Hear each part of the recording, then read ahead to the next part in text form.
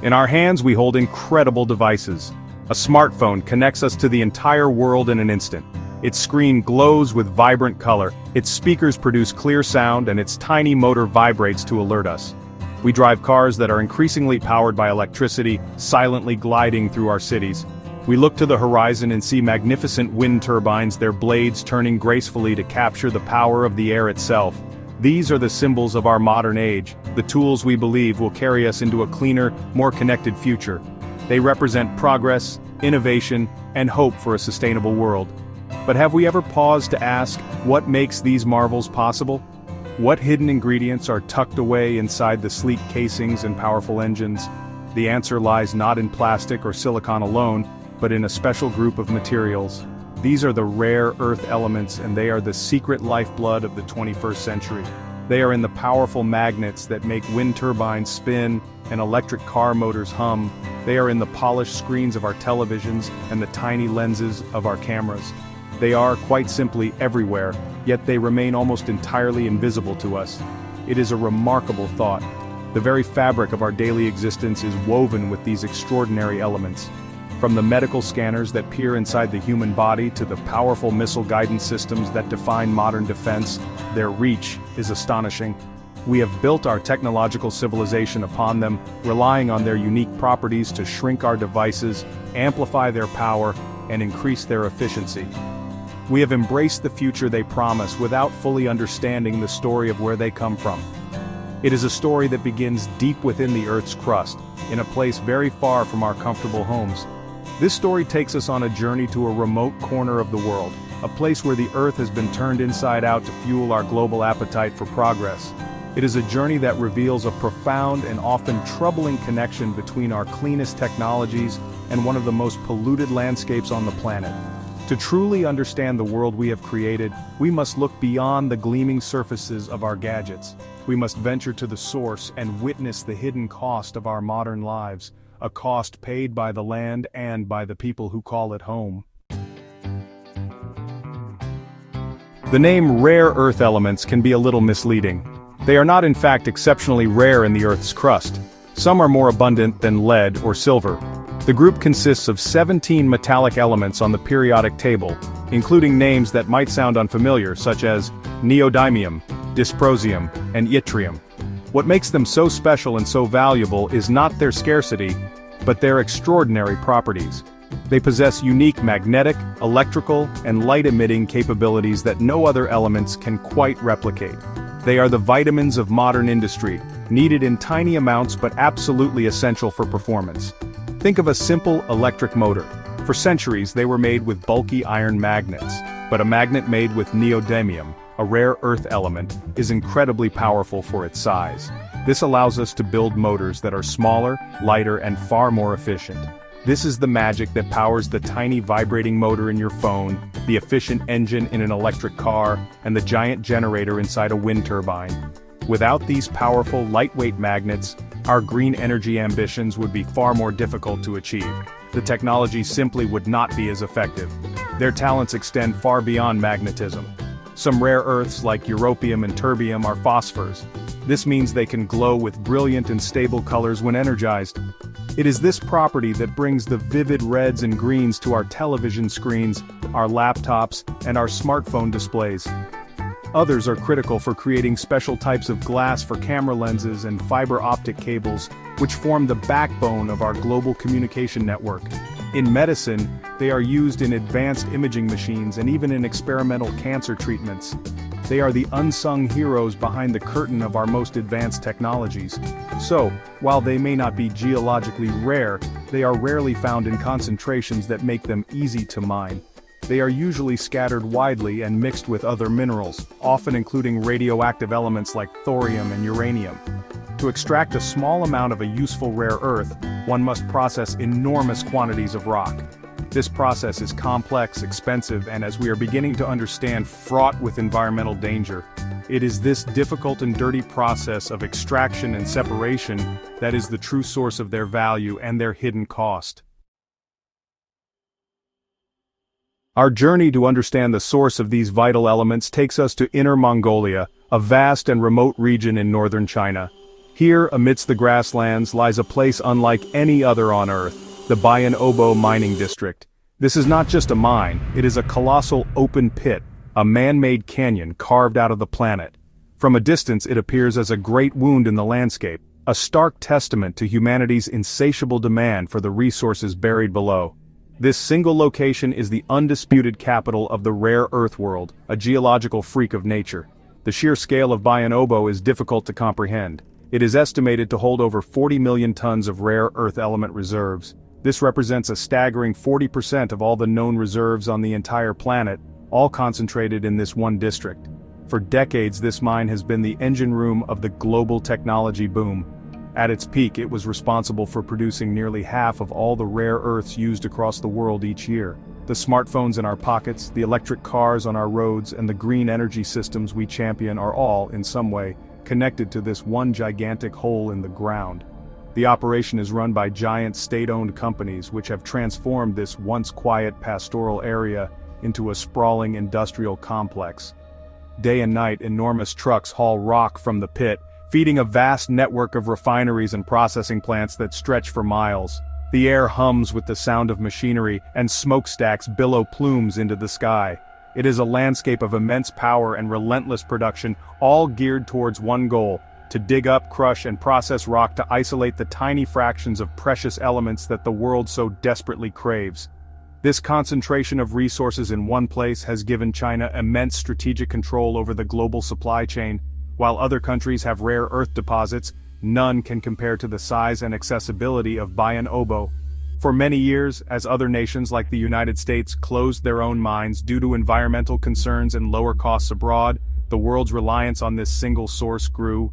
We effectively outsourced the dirty work of production, happy to receive the finished products without having to witness the process. But out of sight cannot mean out of mind, for the consequences here are profound. Before the Great Mine began its relentless expansion, the lands around Bayan Obo were home to farmers and herders. Generations had lived in harmony with the vast grasslands, raising sheep and growing crops like cabbage, potatoes, and corn. Their lives were simple, tied to the rhythms of the seasons and the health of the soil. But in the 1980s, as the scale of the mining operation grew, a dark change began to creep across the landscape. The very earth that had sustained these communities for centuries started to turn against them, bearing a toxic burden from the nearby industry. The first signs of trouble were in the fields. Crops that once grew strong and healthy began to wither and fail. The soil, once fertile, seemed to lose its life, and plants would sprout only to turn black and die before they could be harvested. Farmers reported that their corn would not produce full cobs, and vegetables became misshapen and rotten from the inside. The water they used for irrigation, drawn from local wells and rivers, was becoming contaminated. The land could no longer provide the sustenance it once had, and the foundation of their agricultural life began to crumble beneath their feet. The animals were the next to suffer. Herders watched in despair as their sheep and cattle grew sick. The animals' teeth would decay and fall out, a classic sign of a disease called fluorosis, caused by high levels of fluoride in the water and grass. Many animals died from poisoning, their bodies weakened by the invisible toxins they were consuming every day. The grasslands that had supported healthy flocks for generations were now a source of sickness and death. The pastoral way of life, which had defined this region for so long, was becoming impossible to sustain. The story of the people here is one of profound loss. One village near the mine saw its population plummet from around 2,000 people to just 300 in the space of a decade.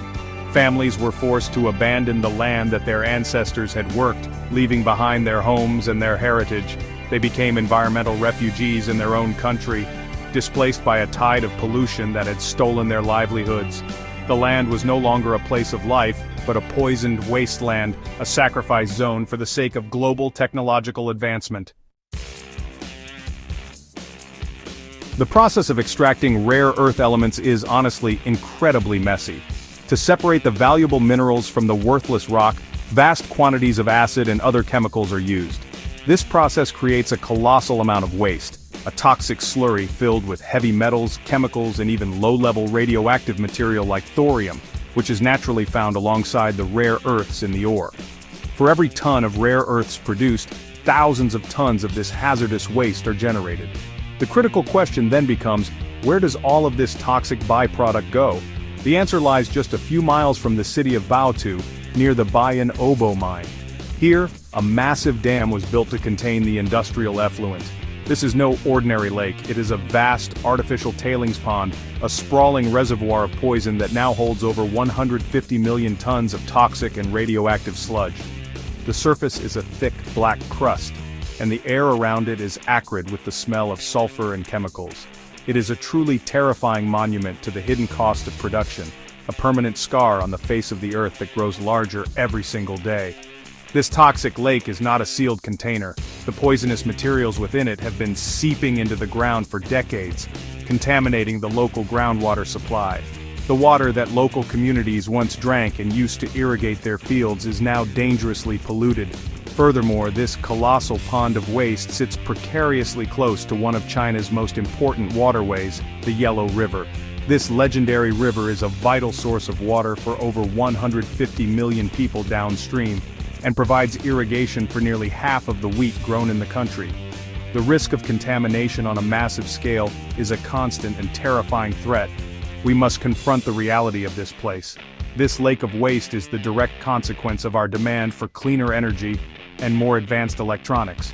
Every wind turbine that generates electricity without emissions, every electric car that reduces our reliance on fossil fuels, and every smartphone that connects our world carries a small, invisible link to this toxic legacy. We have created a paradox where the pursuit of a green future in one part of the world is directly sustained by the creation of a toxic wasteland in another. This is the dark secret hidden within our most celebrated technologies. The environmental devastation around Bayan Obo has been accompanied by a devastating public health crisis. The same toxins that poisoned the soil and the animals have inevitably found their way into the bodies of the people who live there. For years, residents have suffered from a range of severe health problems directly linked to the pollution from the mining and refining operations. The price of progress, it seems, is being paid not just by the land, but with the health and lives of the local population, whose voices have largely gone unheard. One of the most visible and widespread ailments is fluorosis, a crippling disease caused by ingesting high levels of fluoride from contaminated water. In children, it causes mottled and discolored teeth. In adults, it becomes far more severe, leading to skeletal problems, joint pain, and the eventual decay and loss of their teeth. This condition became rampant in the villages surrounding the industrial zone, a constant and painful reminder of the invisible poison they were consuming with every glass of water. It marked them as people from a contaminated land, a visible sign of the industrial sacrifice. Beyond fluorosis, a more sinister and deadly threat emerged. The rates of cancer in the region soared.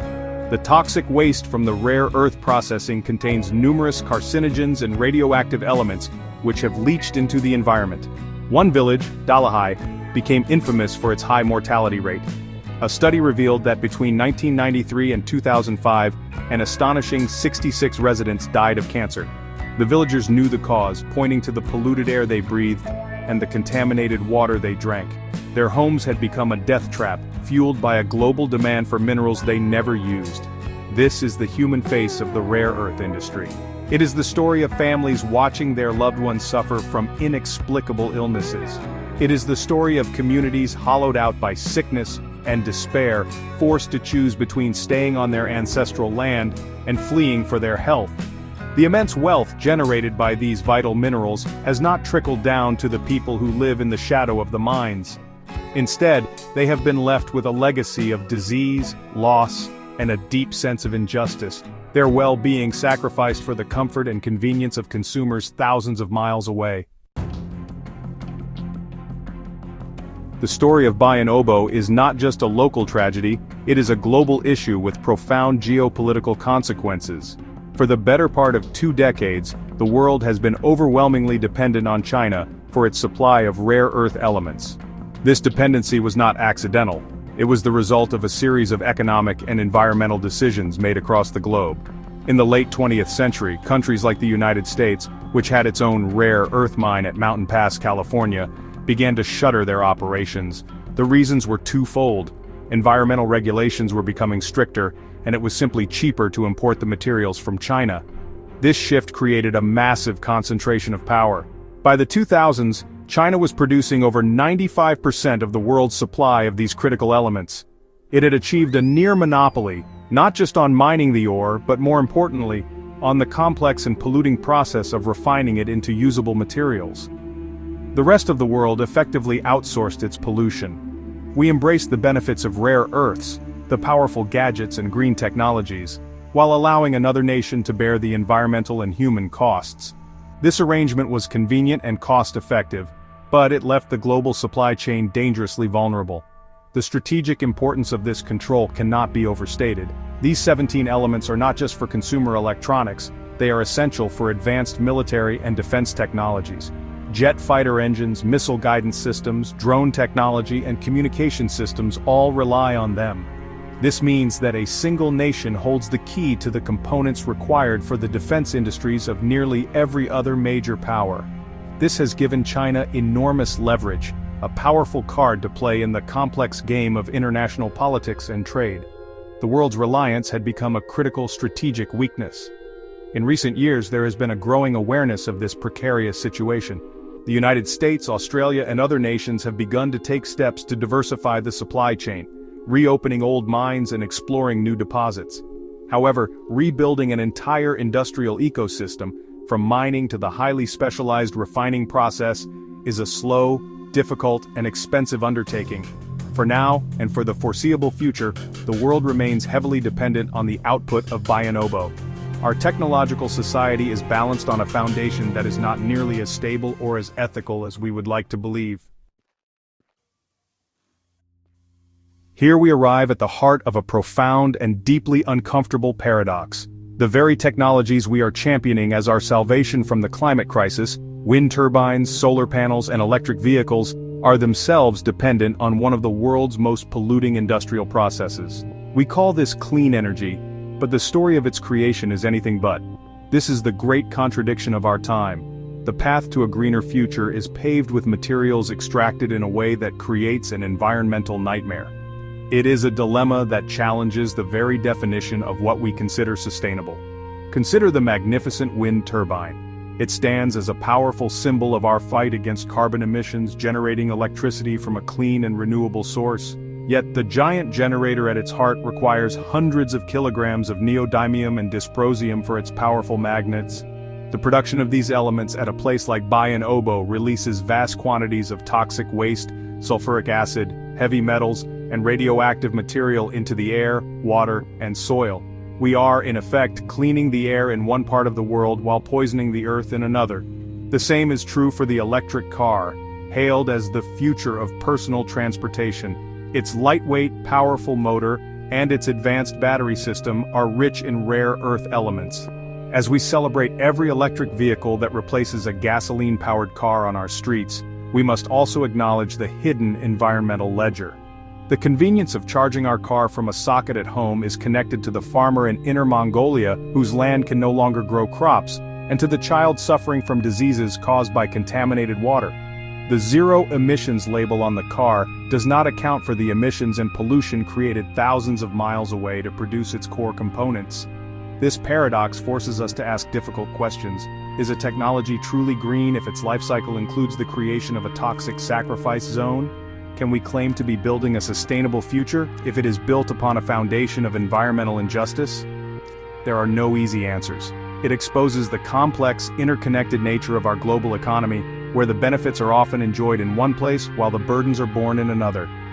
Acknowledging this dirty secret is the first step toward finding a more genuinely sustainable and equitable path forward for our planet. We stand today at a critical crossroads. The story of Bayan-Obo and the hidden cost of rare earths is not just a tale of environmental destruction in a distant land, it is a reflection of our own choices and priorities as a global community. We have built a magnificent technological world, but we have done so with a blind spot, ignoring the true price of our progress. The path we have been on is clearly unsustainable. The question now is, what will we do with this knowledge? How can we move forward in a way that is both technologically advanced and ethically responsible? First, We must demand and invest in cleaner, more responsible mining and refining practices. It is not impossible to extract these materials with less environmental impact. It is simply more expensive. Stricter global standards, transparency in supply chains, and a willingness from consumers and corporations to pay a true cost for these materials could drive innovation in greener extraction methods. We must move away from a model that prioritizes the cheapest production at any environmental or human cost, and toward one that values the health of the planet and its people above all else. Second, we must urgently prioritize the science of recycling and substitution. Most of the rare earth elements used in our devices today are never recovered. They are discarded along with our old phones and laptops, ending up in landfills. Developing effective methods to reclaim these precious materials from electronic waste is not just an environmental necessity, it is an economic and strategic imperative. Furthermore, we must fund research into alternative materials that can replicate the unique properties of rare earths, reducing our overall dependence on newly mined minerals. Our ingenuity must extend beyond creating new gadgets to creating a truly circular economy. Ultimately, the future of our planet depends on our ability to see the whole picture. We must look beyond the glossy marketing of green products and ask the hard questions about their origins. The fate of the farmers of Bayan Obo is connected to the choices we make in our own lives. We have the power to demand change, to support companies that are committed to ethical sourcing, and to push our governments to build a more just and sustainable global system. The challenge is immense, but our capacity for innovation and compassion is greater. We have a shared responsibility to ensure that the pursuit of a better future for some does not mean the sacrifice of others.